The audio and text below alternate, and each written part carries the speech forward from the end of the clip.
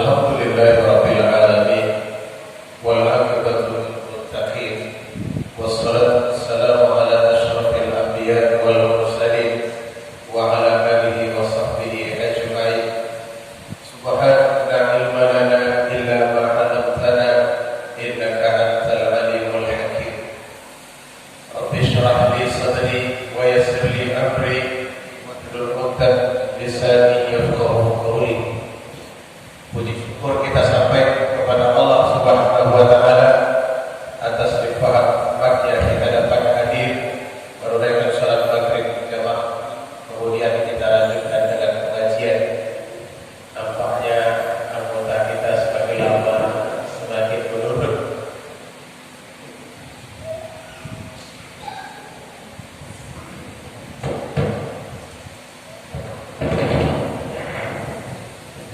Salawat serta salam kepada Nabi Muhammad sallallahu alaihi wasallam. Allahumma shalli ala sayyidina Muhammad wa ala alihi wa sahbihi ajma'in. Hadirin yang dirahmati Allah Subhanahu wa taala, kita lanjutkan kajian tentang fardhu kifayah.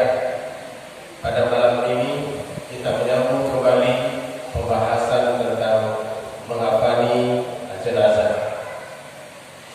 Seperti yang sudah kita jelaskan bahwa kain kafan atau mengkafani jenazah ini merupakan fardhu kifayah bagi orang yang hidup terhadap saudara-saudara kita yang wafat.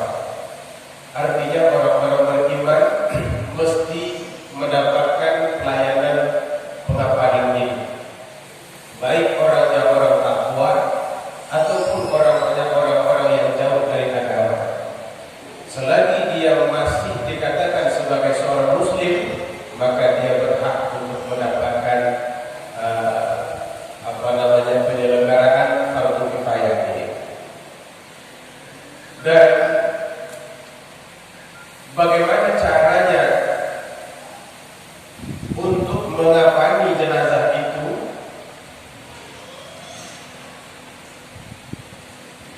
Di dalam fikih itu diatur, walau bagaimanapun sebetulnya tidak serumit yang kita bayangkan. Wa kaifiyatut takfin, bagaimana cara mengkafani jenazah. Ayyuha safarir rajul al-lifaq awalan. Pertama, bentanglah terlebih dahulu. Lifaq itu artinya pembalut utama. Kalau sekiranya jenazah itu adalah jenazah laki-laki. Jadi jenazah laki-laki itu seperti yang kita sebutkan kemarin, ada 3 lapis syariat untuk mengkafani ini, dan 1 lapis itu adalah minimal. Dari yang 3 lapis ini, selapis itu adalah untuk penyampul utama, sedangkan yang lain-lain itu adalah tambahan. Ayyuha safarir rajul al-lifaq awalan. Pertama, tembang dulu sampul utamanya. Maka kalau orangnya besar, ini memang sampul utamanya juga harus besar. Tapi kalau orangnya kecil-kecil macam saya, ya tidak usah, cukup satu saja. Karena biasanya satu itu pun sudah lebih. Tsumma yubsatu 'alaiha al-izar. Dan setelah pembungkus utama itu dibentang, bentang pulanglah di atasnya izar. Izar ini bahagian penyampul aurat atau kain sarung. Tsumma yuqmas, dan kemudian dipakaikan baju kepadanya. Jadi ada penyampul utama, ada kain sarung, ada juga qamis. Qamis ini artinya baju yang dipakaikan.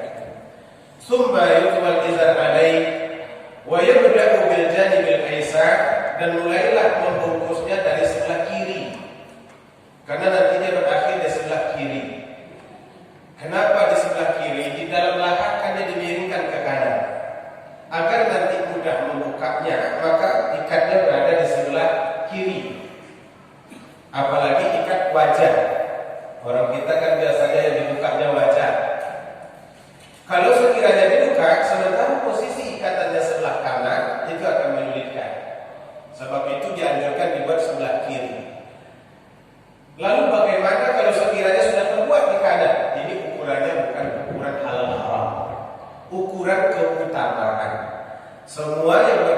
dengan model-model pengapanan ini, selebih daripada 3 helai kain kapan itu adalah keutamaan. Mulai dari ikatannya berapa, ada yang mengikatnya 7, ada juga yang mengikatnya 5, ada yang mengikat di pinggang, ada yang di ini macam-macam. Itu semuanya adalah keutamaan. Fayulqa alai thumma bil ayman liyakuna al-aysar.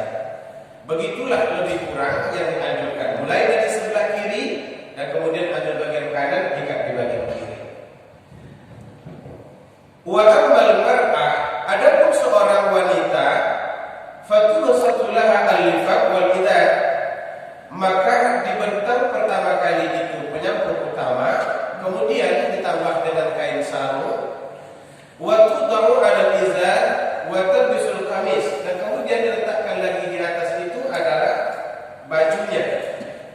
Wa yaj'alu sya'raha zafirataini 'ala sadriha fawqa al-qamis. Ini kalau kita lihat, bagi seorang wanita itu kan idealnya 5, karena dia lebih astur. Astur itu lebih menutup. Dari yang 5 ini apa saja? Pertama, pembungkus, yang paling utama, yang paling luar. Yang kedua, izar, kain sarungnya. Yang ketiga, pakaian atasnya. Ini adalah minimalnya. Kalau mau kita tambah, orang kan pakai jilbab kadang-kadang. Apakah perlu dikasih jilbab? Boleh.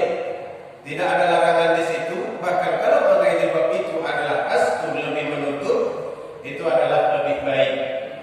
Dan semakin tebal pakaiannya bagi seorang perempuan, itu adalah semakin baik. Lalu kemudian, wa yaj'alu sya'raha zafirataini 'ala sadriha fawqa al-qamis. Adapun rambutnya, kalau dia panjang, letakkan rambut itu di atas bajunya, jangan di dalam bajunya, tapi di atas bajunya. Kemudian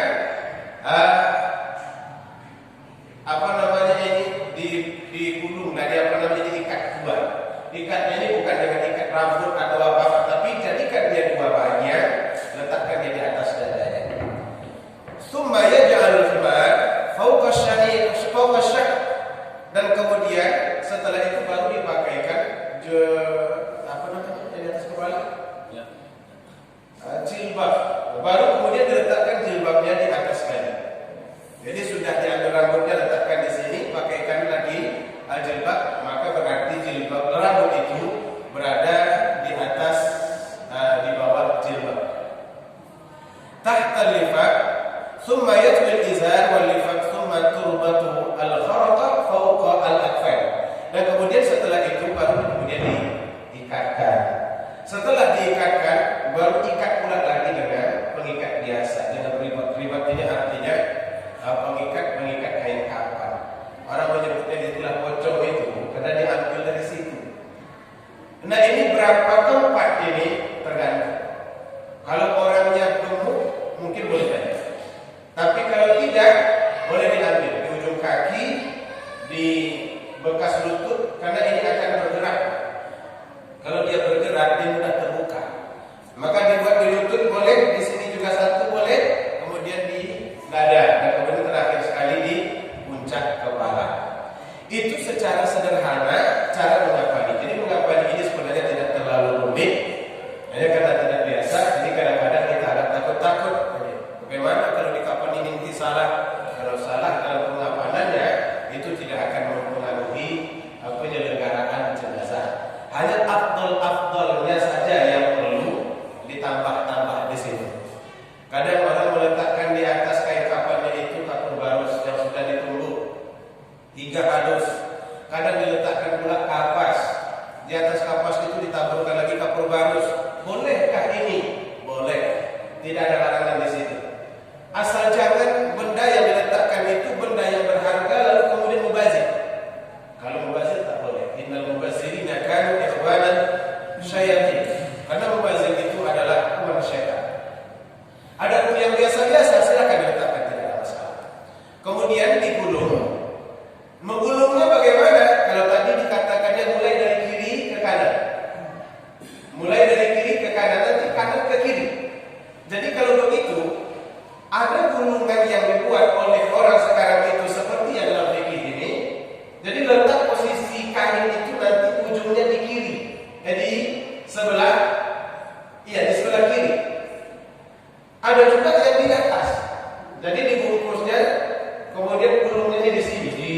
dibulat-bulatkan lagi. Apakah itu boleh? Nggak ada larangan, seperti yang kita sampaikan tadi, hanya aspek kemudahan saja. Maka dianjurkan dibuat, hendaklah dimulai dulu dari kiri, katanya nanti berakhir di sebelah kiri, di sebelah kiri juga. Karena posisi jenazah itu nanti dalam kubur akan miring ke arah kiblat. Jadi kalau kita membuka jadi mudah. Hadirin yang dirahmati Allah Subhanahu wa taala, bila sudah selesai dikafani seperti itu maka selesai. Tinggal lagi menyolatkannya saja. Dan masuk kita kepada bab menyolatkan. Oh begini, kita tambah dulu. Wa yumma yudadu fil akfan. Apa saja yang disunatkan dalam pengapanan ini? Tadi kita sebutkan sebahagian. Pertama, bayadul kafni min kutan. Hendaklah kain kafan itu berwarna putih. Jadi putih itu sunat. Artinya kalau sunat, jika tidak ada yang putih, ya pakai yang ada.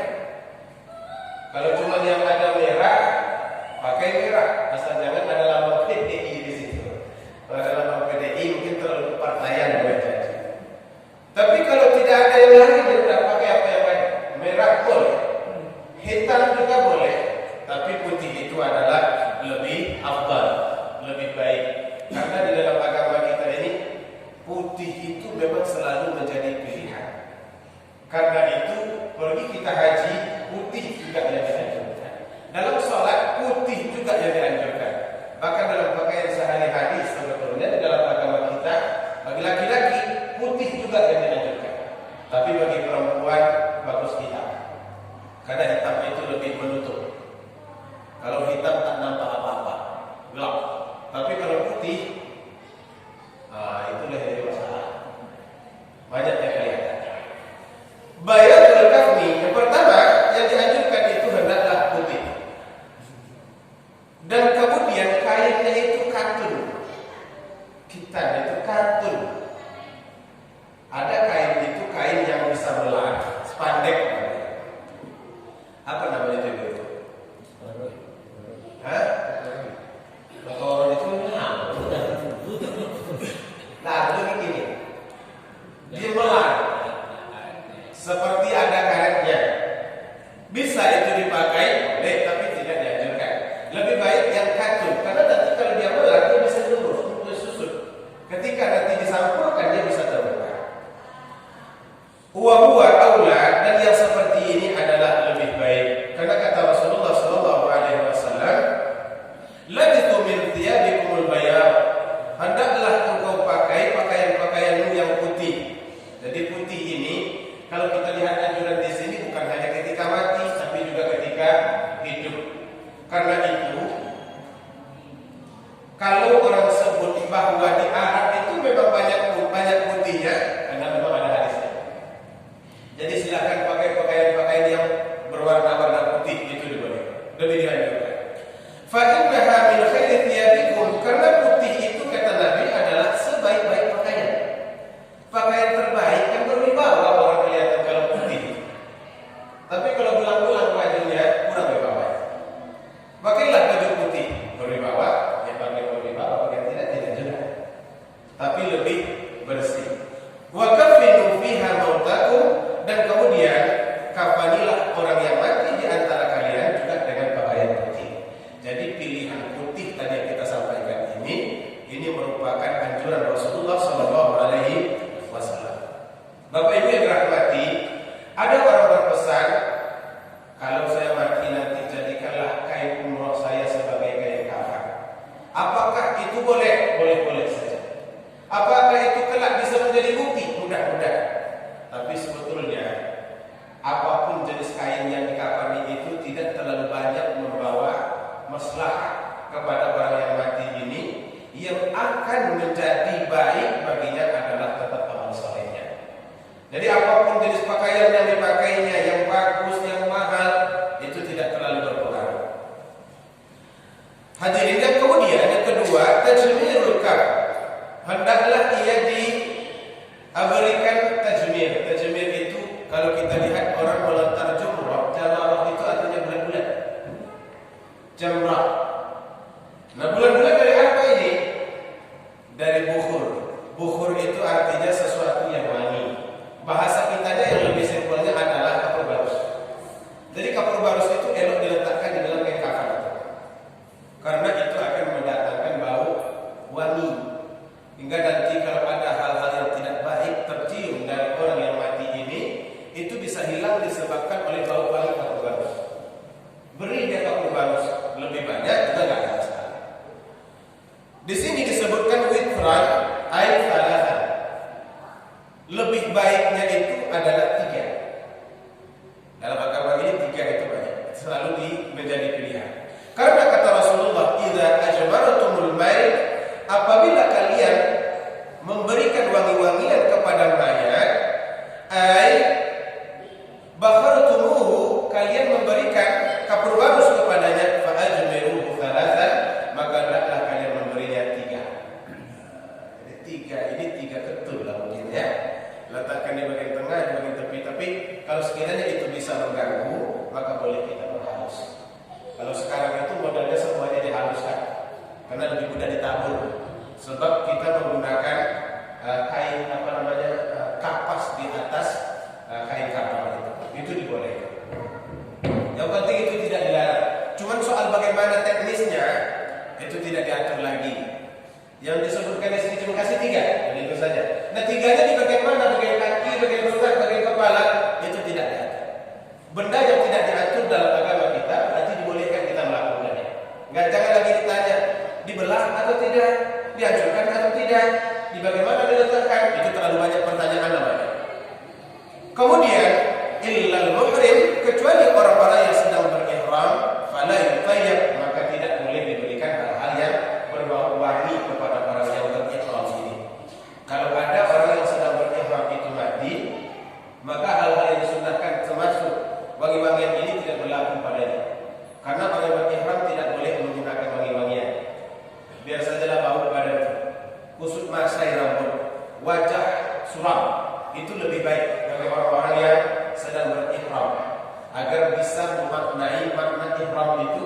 Kita sedang berhadapan dengan Tuhan yang Maha Besar, Tuhan yang Maha Kaya, maka kekayaan kita tinggal semua di tanah air. Kebesaran kita juga tinggal semua di tanah air.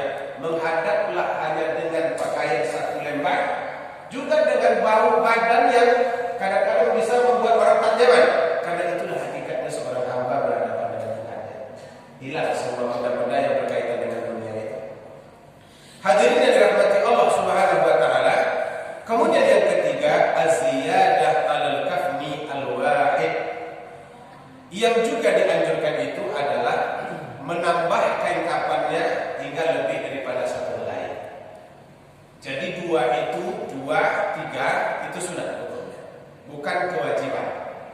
Jadi kalau memang tidak ada lagi, maka boleh kita sampul saja orang mati itu dengan 1 helai kain kafan. Tapi kalau ada 3, ya kenapa tidak? Pakailah yang 3 itu karena itu sunnah. Begitu juga bagi seorang wanita, kalau ada nikmat kenapa tidak? Yang tidak boleh itu berlebih-lebih, karena orang kaya punya pabrik kain kafan, kain kafannya banyak 17 helai. Disampulkan kepadanya, itu tidak dibutuhkan dan tidak perlu. Fal ithnani afdal minal wahid, maka 2 helai kain kafan itu lebih afdal, lebih baik daripada 1 helai. Wa in kana witran takriman wa sitran lil mayyit. Apa tujuannya diberikan banyak-banyak atau diberikan lebih? Takriman, untuk memuliakannya. Jadi dalam agama inilah orang mati itu pun masih dimuliakan, bahkan dihormati. Tidak boleh duduk di atas kuburannya tanpa keperluan. Tidak boleh kita membicarakan hal-hal buruk tentangnya saat dia ada di atas, bahkan sampai dia di dalam kubur. Bicaralah baik-baik yang berkaitan dengan jenazah ini. Itu takriman, memuliakannya seperti itu. Inilah satu-satunya agama bangkai pun dimuliakan. Bagaimana diwudukan, apalagi dicebokin, dimandikan, digosok, disisir rambutnya. Inilah satu-satunya agama. Kalau dalam agama lain, saya pun tidak tahu juga. Tapi kalau kita lihat bagaimana Hindu melakukannya, yang mereka sudah didandani kemudian dibakar. Begitu juga pada orang Nasrani dikasih jas, kasih jas kemudian meninggal dunia, dia sudah dikubur begitu. Tapi apakah dia dimandikan atau tidak? Allah a'lam, kita tidak tahu. Hanya di dalam agama ini begitu banyak aturan-aturan penghormatan kepada orang yang mati. Padahal Bapak Ibu yang mati itu sudah jadi bangkai pun masih dihormati di dalam agama ini. Begitulah agama. Jadi kalau ada juga orang curiga dengan agama ini manusia yang tidak paham. Kan banyak orang sekarang mencurigai agama Islam ini macam-macam. Katanya agama Islam itu tak sesuai dengan zaman. Agama Islam itu membuat kemunduran. Macam-macam lagi tuduhan yang dilontarkan oleh orang-orang yang tidak mengerti tentang agama ini. Dan mereka banyak berbicara tentang agama. Nah kalau mereka paham, sampaikan kepadanya, jangankan manusia hidup, manusia mati saja juga dihormati, apalagi manusia hidup.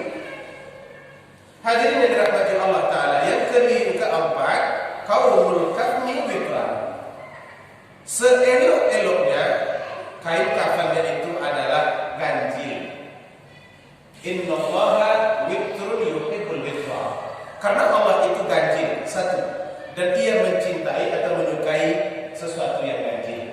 Maka lebih baik ganjil. Cuma kalau tadi satu tidak hanya sekedar kewajiban kemudian ditambah dua menjadi sunnah, maka ganjil yang dimaksudkan di sini kalau bisa 3, 5, 7. 7 ini maksimal ya? Tak boleh lagi. Kalau 9 boleh tidak Ustaz? Enggak boleh. 11 lebih tidak boleh lagi. Karena tidak ada gunanya yang 11. Kalaupun kita kasih 11 ini kan sebentar cuma tahannya. Dikuburkan 3 hari sudah membusuk. Itu sudah selesai. Apalagi kalau meninggalnya sebelum dikubur itu tenggelam. Itu lebih parah lagi dan lebih cepat membusuknya. Yang kelima, tahsinul kafni min ghairi mughalah. Hendaklah disunatkan juga mempercantik. Kata tahsin itu artinya memperbagus kain kafannya tanpa harus bermahal-mahal.